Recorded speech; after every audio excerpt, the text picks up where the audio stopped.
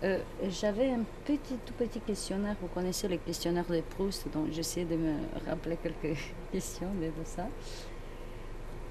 Votre livre préféré?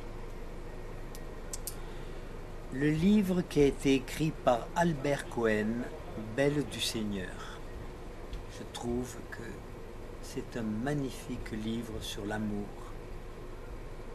la complexité du sentiment amoureux et avec deux personnages magnifiques, Solal, l'homme, et Ariane, la femme. Votre fleur préférée? J'aime beaucoup les roses rouges. Quelque chose dont vous avez honte? La chose dont j'ai le plus honte, c'est quand j'étais enfant,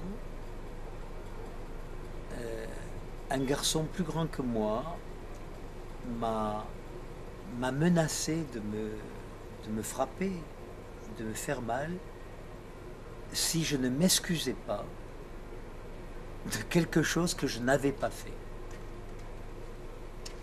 Et j'ai eu peur, je me suis excusé. Et voyez, 60 ans plus tard, j'ai honte de m'être excusé.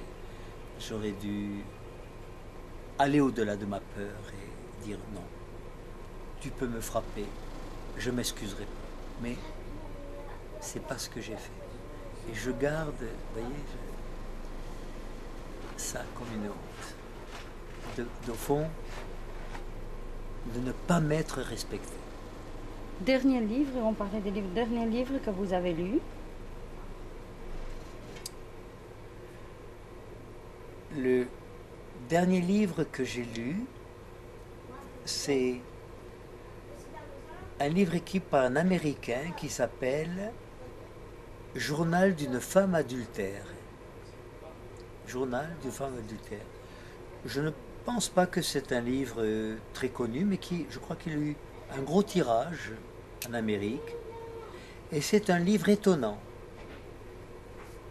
qui montre, vous savez que donc je m'intéresse beaucoup aux femmes et j'essaie de, oh, je ne sais pas si je peux dire que j'essaie de comprendre le mystère féminin ou les mystères féminins, mais et dans ce livre j'ai découvert beaucoup de choses. Il me montre que la complexité des comportements féminins. Que si une femme dit oui, ça ne veut pas toujours dire oui. Que si elle dit non, ça ne veut pas toujours dire non. Que si elle dit je t'aime pas, ça ne veut pas nécessairement dire qu'elle ne nous aime pas, mais qu'elle n'aime pas certains aspects de nous. Et qu'elle peut adorer d'autres aspects de nous, etc. C'est quoi le bonheur pour Pour vous? moi, le premier pas vers le bonheur, c'est d'arrêter de se rendre malheureux. Nous sommes d'une habileté incroyable pour forger nos propres chaînes, pour nous dévaloriser, pour vivre dans beaucoup d'autoprivation. Voilà. Et le second pas vers le bonheur, c'est d'apprendre à s'aimer, se respecter, se responsabiliser, rester fidèle à soi-même. Vous parliez tout à l'heure, vous disiez, je suis comblé. Est-ce que vous êtes heureux? Je suis heureux, mais vous le savez comme moi, l'état d'être heureux, ce n'est jamais un état permanent. C'est un état provisoire. Il y a des moments de bonheur. Il y a des moments où je suis pleinement heureux.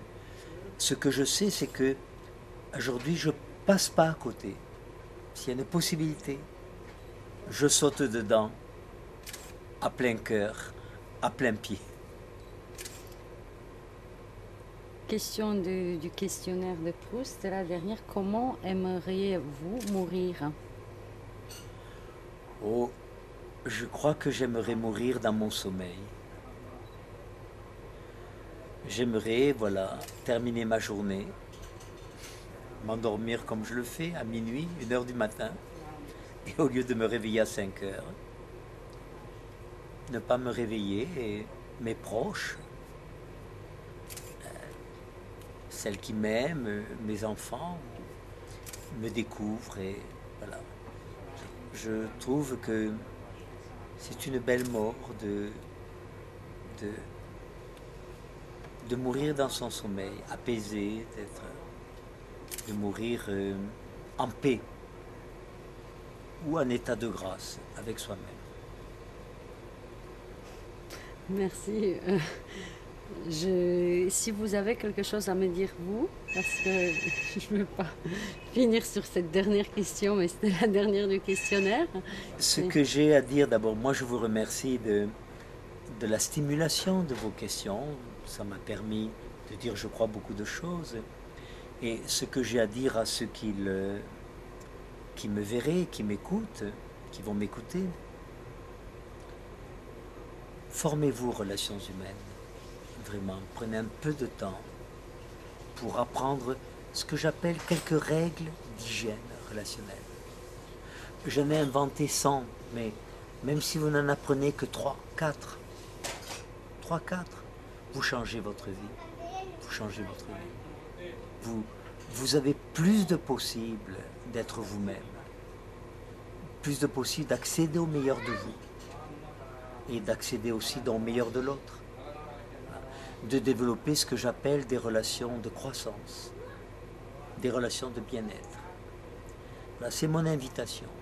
Et mon vœu, c'est qu'on apprenne la communication à l'école comme une matière à part entière, dès l'école enfantine, dès l'école maternelle. Voilà, qu'on apprenne quelques règles d'hygiène relationnelle. Vous savez, on ne se lave les dents que depuis 100 ans. Un homme de mon âge, il y a 100 ans, il avait 3 dents. 3 dents. Aujourd'hui, j'ai une dentition à peu près convenable. Donc on a pris une règle d'hygiène buccale, se laver les dents 2 fois par jour, par exemple. On pourrait apprendre des règles d'hygiène relationnelle. Il y aurait moins de guerres, moins de souffrance dans les couples, moins de violence dans les écoles et moins de violence dans la rue ou dans la société. Et on aurait des citoyens plus responsables, plus lucides, plus engagés. Merci.